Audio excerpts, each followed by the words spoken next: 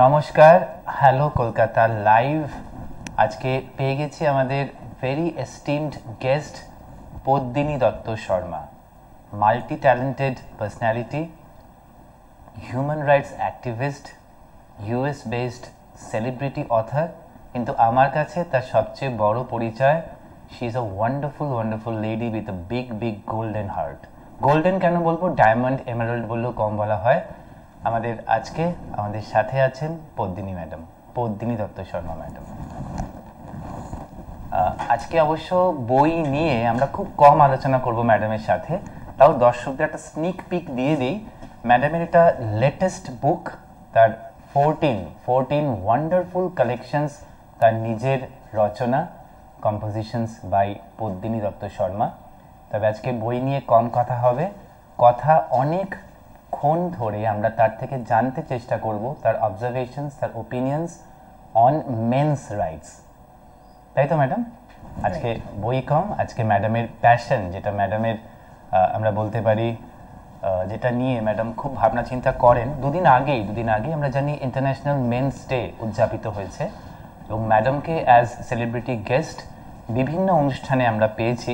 আমরা যারা মিডিয়াতে আছি তারা পেয়েছি, এবং বিভিন্ন অনুষ্ঠানে ম্যাডামের বেশ কিছু comments, and she is a very strong speaker. আমি কিন্তু আজকে ফার্স্টে দর্শক বন্ধুদের বলে দিচ্ছি, কিছু কমেন্টস কিন্তু কানে খট করে লাগবে, কিন্তু বাড়িতে ফিরে বা কিছুক্ষণ পর যখন আপনি ভাববেন, যখন আপনার কান থেকে সেটা মরমে আস্তে আস্তে অন্তঃস্থ হবে, তখন কিন্তু বুঝবেন সেই কথার ডেপথ কি বা তার গ্র্যাভিটি কি। ম্যাডামকে জিজ্ঞেস করছি, ম্যাডাম আপনি যে বিভিন্ন যে ইভেন্টসে গেছেন ইন্টারন্যাশনাল মেন্স ডেতে অ্যাজ গেস্ট হিসেবে, তো কিছু আপনার কিছু একদম ট্রেডমার্ক লাইন্স ছিল, তো কয়েকটা যদি আমাদের দর্শক বন্ধুদের সাথে প্লিজ শেয়ার করেন। Thank you. আমি ওনাকে এবি বলে ডাকি। He is my friend, he is my Gibraltar. আমার যখনই যা কিছু সমস্যা হয়, প্রবলেম হয়, কিছু বি করতে হয় related to media coverage, I just have to give a call. And আমাকে কখনো আজ অবধি রিমাইন্ডার কোনো দিন দিতে হয়নি। Is just there. I am so privilege to have a friend like him. Thank you. তো আমি এই ইন্টারন্যাশনাল মেন্স ডে নিয়ে আমার যেটা ভীষণ অবাক এবং অদ্ভুত লাগে, সেটা হচ্ছে যে উইমেন্স ডে নিয়ে আমরা সাংঘাতিকভাবে মাতামাতি করি, মানে ফেসবুক একেবারে আর কিছুই থাকে না। It is full of this content about women and how they were underestimated, how they are butchered, how they are tortured, এবং ওদের সাংঘাতিক যন্ত্রণার কথা, দুঃখের কথা থাকে। তো আমার প্রশ্ন হচ্ছে যে ইন্টারন্যাশনাল মেন্স ডেটাকে সেম ইম্পর্টেন্স কেন দেওয়া হয় না? আমি কথা বলে যতটুকু বুঝেছি যে সেটা হচ্ছে যে অ্যাকচুয়ালি পুরুষ মানুষরা নিজেরাই চান না নিজেদেরকে হাইলাইট করতে।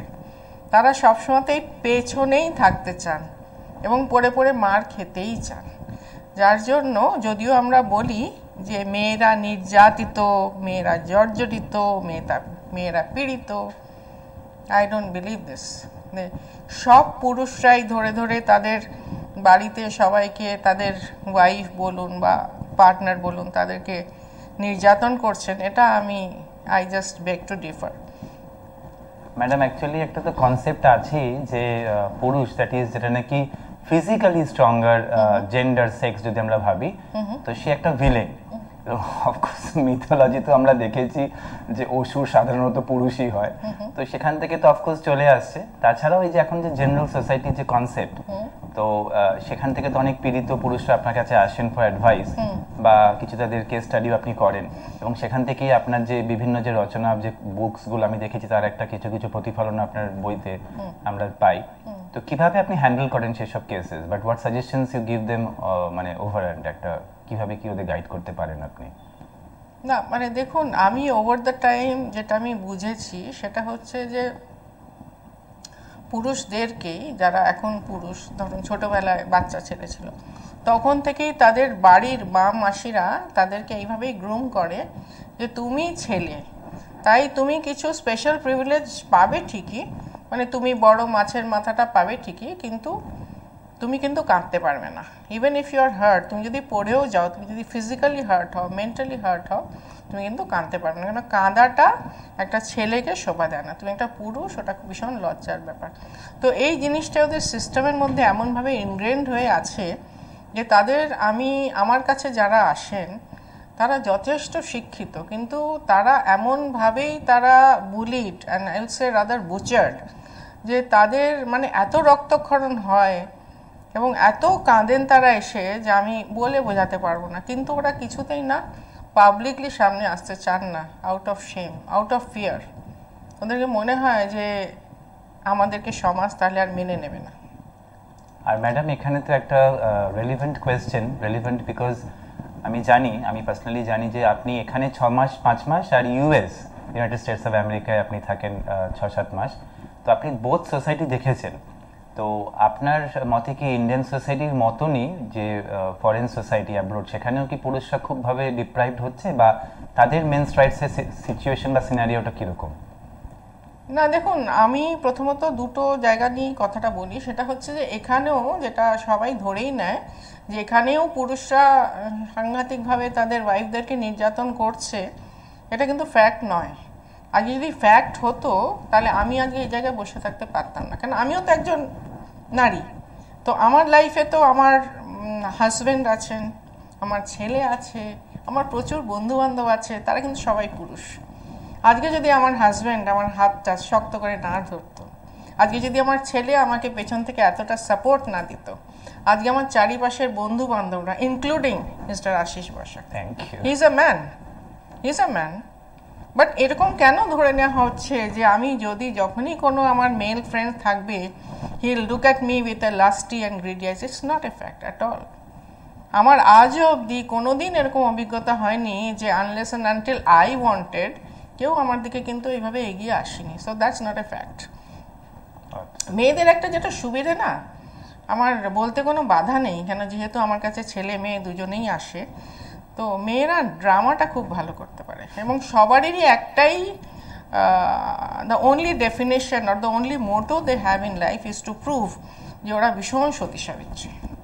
মেয়েরা যখন তখন কিন্তু ছেলেদের হাতটা ধরতে পারে, ধরুন পড়ে যাচ্ছে বা কোনো সাপোর্টের দরকার বা কোনো ডক্টর ডাকতে হবে বা এনি কাইন্ড অফ এমার্জেন্সি, তখন কিন্তু ছেলেদের লাগে। কাজটা যেই শেষ হয়ে যায়, মানে ছেলেরা মেয়েদের গায়ে যদি অ্যাক্সিডেন্টালিও হাত দেয় তাহলেই কিন্তু পাবলিক ডেকে তাকে মারধর, পেটানো, গালিগালাজ করা হয়। কিন্তু একটা মেয়ে যখন তখন একটা ছেলের গায়ে হাত দিতে পারে, এটা কি করে হয়? ওদের শরীরটাও শরীর, ওদের মনটাও মন, so you can do whatever you like. তো আমার কাছে যারা আসে আমি তাদেরকে একটাই কথা বলি যে স্পিক আপ, নিজের জন্য নিজে দাঁড়ান। তো আপনি যে কথাটা আমাকে জিজ্ঞেস করলেন যে ইউএস আর ইন্ডিয়ার মধ্যে কি তফাৎ, দেখুন ইউএসএতে তো ইন্ডিয়ান সোসাইটি একটা বিশাল সোসাইটি। তো হ্যাঁ, তো ওখানে যারা ইন্ডিয়ান আছে, ইন্ডিয়ান ফ্যামিলিস, ওদের মেন্টালিটি এরকমই, এখানকারই মতন। মানে আমি খুব অবাক লাগে আমার দেখতে যে ওখানে এই সামারের সময় প্রচুর বাবা মা ওখানে ভিজিট করেন। তো যত বাবা মা ভিজিট করে আমি almost I talk to them because I am connected to so many NGOs and ওখানকার এই পুজো কমিটি অর্গানাইজেশনস। তো ওদের সাথে যাদেরকে জিজ্ঞেস করি তো তাদের শুনতে পারি যে আমি মেয়ের মা বাবা, ছেলের মা বাবাকে কখনো নিয়ে যায় না। এখানেও তাই, ওখানেও তাই। মানে ছেলের বাবা মা ভীষণ খারাপ, স্পেশালি ছেলের মা তো খুবই খারাপ। ছেলে যদি একটা ফ্ল্যাট কেনে এবং বউকে নিয়ে চলে যায়, তাহলে সেই ছেলের শিক্ষা দীক্ষা নেই, সে মাকে দেখে না, সে খুব খারাপ। কিন্তু জামাই যদি একটা ফ্ল্যাট কেনে এবং মেয়েকে নিয়ে যদি আলাদা থাকে, তাহলে সেই জামাইয়ের মতন জামাই হয় না। So this is a very conflicting thought process যেটা আমি মনে করি। সেটা হচ্ছে ইন্ডিয়ানরা যেখানেই থাক, এখানেই থাক বা ওখানেই থাক, so this hypocritical mindset will continue. এটা চেঞ্জ হবে না, দিস উইল নট চেঞ্জ। আমি জানি অনেকেই এটা শুনে আমার উপরে খুবই অফেন্ডেড হবেন, but I just don't care. ইউএসএতে এই ব্যাপারটা নেই because they believe in equality. ওখানে মহিলাদের একটা নিজস্ব সেলফ রেসপেক্ট আছে, ওদের একটা আত্মসম্মান বোধ আছে। ওরা কখনো মনে করে না যদি হাজব্যান্ডের সঙ্গে বা পার্টনারের সাথে, লিভ ইন পার্টনারের সাথে যদি কোনো কারণে ওদের মতে পথে না বনে, and if they decide to separate, ওরা কিন্তু ভিখিরির মতন কখনোই তার হাজব্যান্ড বা পার্টনারের থেকে অ্যালিমনি ক্লেম করে না কখনো। আমি মনে করি যে যেই মারা যেই মহিলারা তারা তার হাজব্যান্ডের সঙ্গে বলছে he is a very bad person, উনি ড্রিঙ্ক করেন, নেশা করেন, গাঁজা খান, টাকা দেন না, then why take his money? Why take his money? আপনারা তো বলছেন আপনারা ইকুয়াল, তো তখন যখন আপনি যেই লোকটার সাথে থাকবেনই না, তো তার টাকা নিতে আপনাদের লজ্জা করে না? আপনার বাচ্চা, আপনি বলছেন বাচ্চা আমার, একটা বাবাকে তার ভিজিটেশন রাইটস থেকেও আপনারা বঞ্চিত করছেন। কোর্টে গিয়ে নাটক করে, নাকামি করে, কান্নাকাটি করে, জাজকে ইনফ্লুয়েন্স করে, পুলিশকে ইনফ্লুয়েন্স করে সব কিছু করছেন। তাহলে বাচ্চার খোরপোশ দাবি করতে একটু বিবেকে বাঁধে না, লজ্জা করে না? যে হ্যাঁ, আমার বাচ্চা যখন এই বলছে, তখন আমার বাচ্চাকে I should be able to fend for my child. So the society, the Indian society will not change. Madam, একটা খুব জেনারিক কোয়েশ্চেন, যে maximum men are looked upon as lust driven, মানে আমাদের মধ্যে খুব লালসা। যাই হোক, আমি প্রথমেই বলেছিলাম দর্শকদের যে কিছু স্ট্রং ওয়ার্ডস বেরিয়ে আসবে, তো জাজ ইট উইথ কশন। যেটা ম্যাডাম বলছেন তার ইনসাইটফুল অবজারভেশনস, অনেক দিনের তার এক্সপিরিয়েন্স, বিকজ আমাদের মতন অনেক মানুষ, বিশেষ করে যারা পীড়িত, যারা মেন্টালি অ্যান্ড অফকোর্স ফাইন্যান্সিয়ালি স্ক্রিউড তো হয় ওমেন দ্বারা, তারা ম্যাডামদের মতন যারা সাইকোলজিস্ট বা যারা মোটিভেটার্স তাদের কাছে আসেন।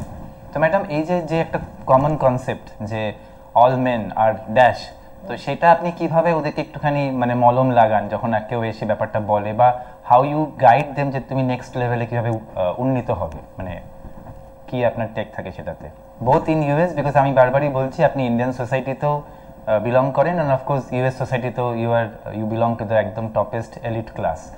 না দেখুন, আমেরিকান সোসাইটিতে যারা আমেরিকানস আছে, যেটা আমাকে বললাম, they have their own financial security at least, value system আছে। না না, সেই এখানেও যেই মহিলারা চাকরি করছে, চাকরি করা সত্ত্বেও কিন্তু যেহেতু তারা চাকরি করছে, তাদের ভ্যালু সিস্টেম হচ্ছে তারা বাড়িতে আর কোনো কাজ করবে না। ইউএসএ তো এসব চলবে না। ইউএসএ ইউ হ্যাভ টু, ওখানে তো কোনো কাজের লোক পাওয়া যায় না, so you have to work. তুমি বাইরে কাজ করো, ভেতরে কাজ করো, ছেলেরাও করছে, মেয়েরাও করছে। সো ওখানে হচ্ছে সব কিছুই ভীষণ ইকুয়াল। ওখানে এই ধরনের মানে ন্যাকামিটা ওখানে একদমই চলবে না, ইট ইজ নট অ্যাকসেপ্টেবল। তো এখানে আমি ছেলেদেরকে একটাই কথা বলছি যে হোয়াই ডোন্ট ইউ স্ট্যান্ড, মানে নিজের রাইটের জন্য নিজেই ফাইট করতে হবে। কেন 498 এর পাশাপাশি তো প্যারালাল তো কিছু নেই।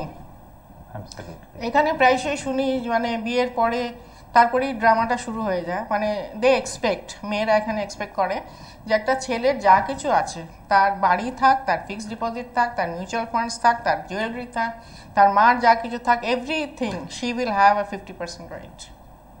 এটা কি খুব সম্মানজনক ব্যাপার? আমার তো মনে হয় না। ইউএসএ তো এইসব ভাবা যায় না। USA they don't claim all this kind of thing. এসব নিয়ে অ্যালিমনিও চায় না, কিছু করে না। So it's a different kind of ball game altogether. তো আমি যেটা বলবো, ছেলেদেরকে বলবো যে যেরকম মেয়েরা একটুখানি গায়ে হাত পড়লি, চেঁচামেচি করে, ড্রামা করে, সিন ক্রিয়েট করতে পারে, you do the same thing. ঠিক যেমন শুভেন্দু অধিকারী করেছিল, say no, say no. When you don't want to be touched, say no. Your body should be equally precious to you. এটা কোনো কথা না। আমি খুব কি বলবো, আমি জানি না এটাকে এডিট করা হবে কিনা। এই যে কথা বলা হয় যে সেটা হচ্ছে যে একটা ছেলে একটা মেয়েকে সবসময়তেই অ্যাপ্রোচ করছে, যেটা টাচও করছে সেটাও it is not a friendly touch. অফিসেও নাকি তারা ভীষণভাবে নির্যাতিত হচ্ছে, সব কিছুই হচ্ছে। তো আমার কথা হচ্ছে যে এটার জন্য কি সব সময়তে শুধু ছেলেরাই রেসপন্সিবল? তো ছেলেদেরকে বলবো যে যখনই এই ধরনের ব্যাপার হবে, maintain a safe distance, don't go very close.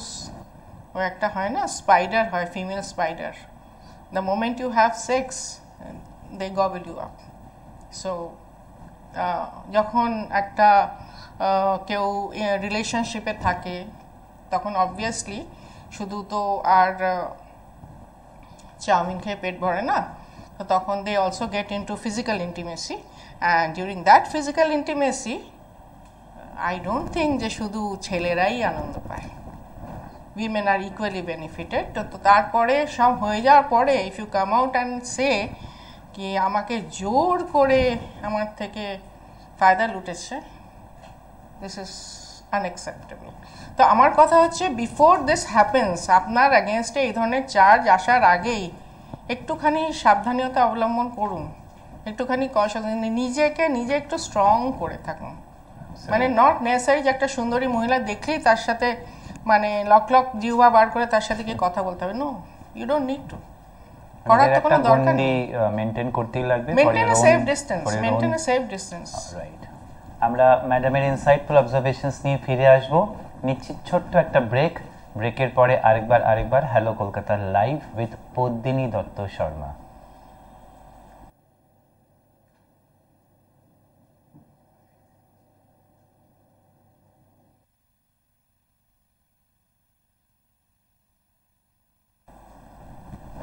ফিরে আসলাম আরেকবার, Ashis Basak, hello Kolkata live with Padmini Dutta Sharma madam, US based celebrity author, motivational speaker, life coach and human rights activist. আর এই কথাটা কিন্তু ম্যাডামের সাথে খুব সাংঘাতিকভাবে মানায় যারা তাকে জানি। মানে উনি কিন্তু বিশালভাবে পাবলিসাইজ বা পাবলিশ করেন না ওনার ফিলান্থ্রপিক অ্যাক্টিভিটিস, ইনিশিয়েটিভস।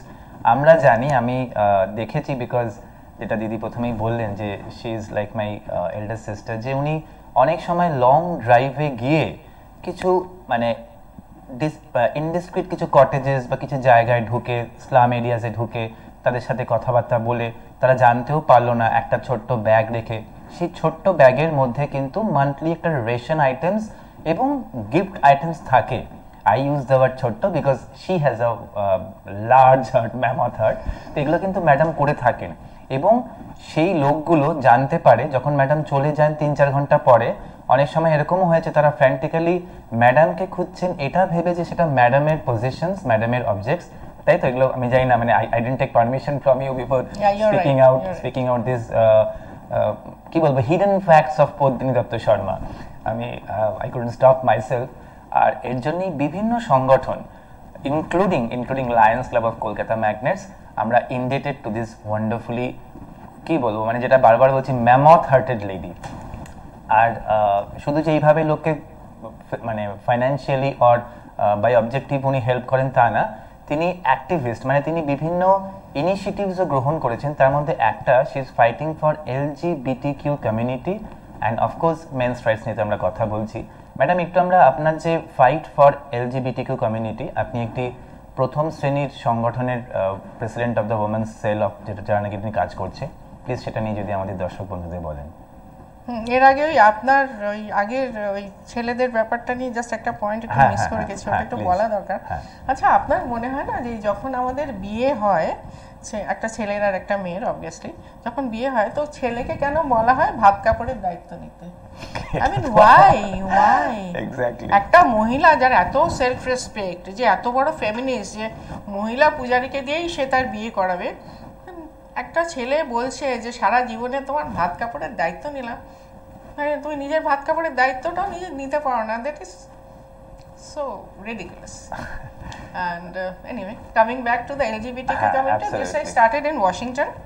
Washington-এ এটা খুব বড় একটা সংস্থা আছে who fight for LGBTQ rights, and I am very much a part of that. India, ইউএসএতে তো অ্যাওয়ারনেসটা আছে। ইউএসএতে আমরা ডিফারেন্ট কাইন্ড অফ প্রোগ্রামস করি, ইভেন্টস করি। যেমন ওখানে ধরুন দুজন গে মানুষ একসাথে থাকতে পারে, দে ক্যান গেট ম্যারিড।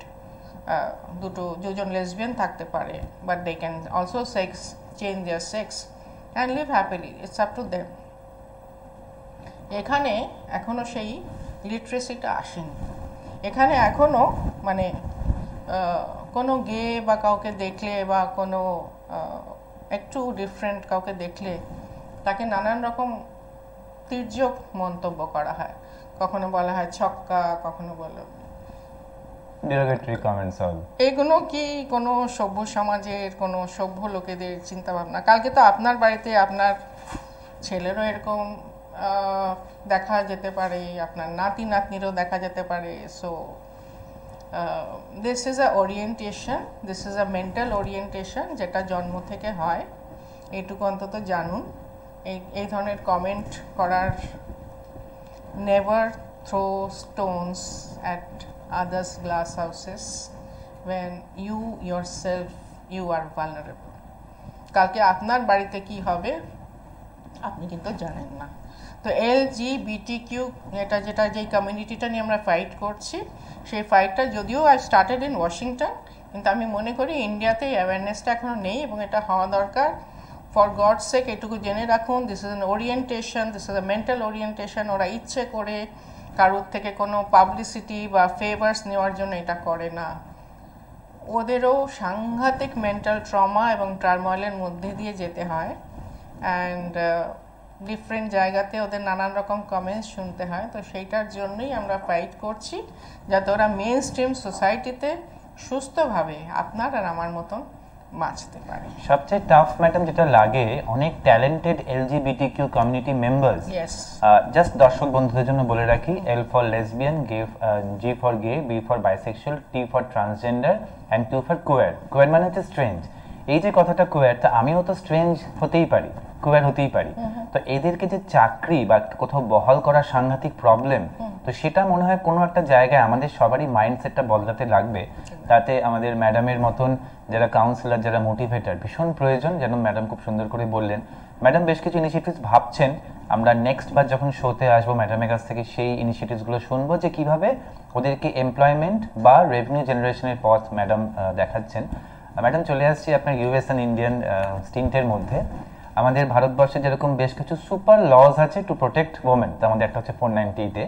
তো যার ভয়ে অনেকেই তো বিয়ে করছেন না, আপনি সেটা you have to accept this thing. আর বিশেষ করে এই যে লাস্ট কয়েক বছর যে সাংঘাতিকভাবে মিডিয়ারা মহিলা পক্ষ নিয়ে একের পর এক সানসানি নিউজ দিয়ে চলেছেন, সেটাও একটা অফকোর্স আপনি নিশ্চয়ই মানবেন যে সেটা একটা বড় না। দেখুন, ডিফারেন্ট টাইপ অফ ঘটনা ঘটছে, একেবারে যে ঘটছে না তা নয়, তো ঘটছে। তো সে যে কোনো জিনিসের মধ্যে আপনি যদি ধরুন 5 কিলো বেগুন কেনেন, তো একটা বেগুন পচা বেরোতেই পারে। সেরকম ধরুন 2-একটা আনটুয়ার্ড ইনসিডেন্ট হতেই পারে, সেটা নিয়ে আমি কিছু বলছি যে ঘটছে না, I not denying it, definitely ঘটছে। কিন্তু সেটা থেকে you can't generalize and say ki all men are bad and all men are rapists, all men are devils, এবং যত মহিলারা আছে তারা একেবারে দোয়া করছে। well I don't agree. আসলে এখানে যেটা বলতে বলতে মানে আপনি আপনার ইনসাইটফুল অবজারভেশনস দিলেন, এখানে কিন্তু কোথাও একটা আমাদের কিন্তু বিউরোক্রেসি বা জুডিশিয়ারি তারা কিন্তু সম্পূর্ণরূপে কিন্তু এখনো অবধি ট্র্যাডিশনাল পর্যায়ে সেই মহিলাদের উপরে কিন্তু মানে যেটা বলে মেহেরবান আছেন। তো এখানটা বোধহয় আমাদের একটা চিন্তা ভাবনা, পার্সপেক্টিভ চেঞ্জ করবার ব্যাপার চলে এসেছে। হ্যাঁ, মাইন্ডসেটটা তো ওইভাবেই হয়ে আছে। নালে বলুন না, আপনি একটা ছেলে আর একটা মেয়ের বিয়ে হচ্ছে, তো দুজনেই তো দে আর যদি financially part of the institute, তো সেখানে সবসময়তেই ভাত কাপড়ের দায়িত্ব কেন ছেলেকে নিতে হবে? বিয়ের রাত্রে একটা ছেলেকেই কেন আংটি দিতে হবে বা গিফট দিতে হবে?